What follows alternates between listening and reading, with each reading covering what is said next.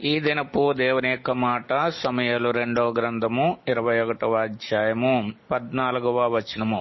చేయబడిన విజ్ఞాపనమును దేవుడు అంగీకరించెను. దేవుని యొద్ద మనం చేసేటువంటి ప్రతి విజ్ఞాపన దేవుడు అంగీకరిస్తాడు. ఎప్పుడంటే దేవుని యొక్క చిత్త ప్రకారంగా మనము ఆయన ఏమడిగినను ఆయన మన మనవి ఆలకించుననేది అని పరిశుద్ధ గ్రంథంలో వ్రాయబడినటువంటి మాటగా మనం గుర్తించగలుగుతున్నాం. కాబట్టి దేవుని యొక్క చిత్తాన్ని ఎరిగి ఎవరైతే ఆయన దగ్గర ప్రార్థన లేకపోతే విజ్ఞాపన చేస్తారో వారి యొక్క ప్రతి విన్నపాన్ని ఆయన అంగీకరించడమే కాకుండా ఏదైతే మనం విజ్ఞాపన చేసినామో దానికి తగినట్లుగా వారి పక్షంగా గొప్ప కార్యాలు చేసేటువంటి దేవుడుగా ఉన్నాడు.